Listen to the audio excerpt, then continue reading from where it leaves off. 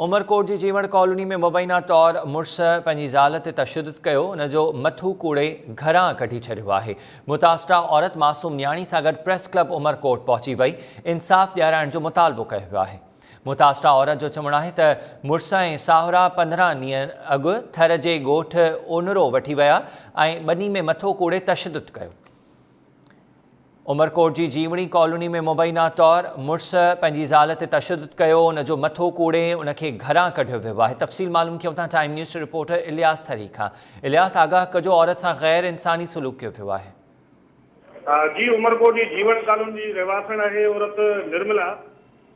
उनके 15 ॾींहं अॻु संदसि मुड़ुस ऐं साहिरनि जेको सो घरां जेको सो तां जीवन कॉलोनी में खणी थर जे ॻोठ अरनरो वठी विया, जिते थर जी ॿनी में मुड़ुस पारां सख़्तु तशद्दुद जो निशानो बणायो वियो ऐं संदसि मथो कूड़े उनखे इंतिहाई मारकुट कई वई। जॾहिं त 15 ॾींहं बाद जॾहिं हू वापसि उमरकोट पहुता त हुन पंहिंजे वालदेन सां ज़िक्र कयो, पर उनके बावजूद साहिरनि कंहिं क़िस्म जो को जवाब ॾिनो।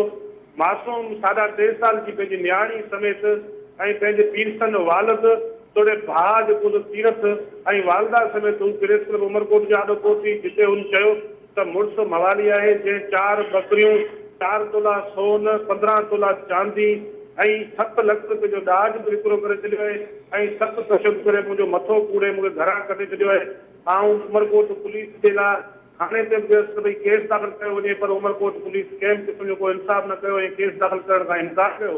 उन बाद इंसाफ़ हासिल करण लाइ प्रेस क्लब उमरकोट जे आॾो पहुती आहियां। औरत मुतालबो कयो आहे त असां इंसाफ़ करे जेको जवाबदार आहे मुड़ुस उन ते केस दाख़िल कयो वञे ऐं केस।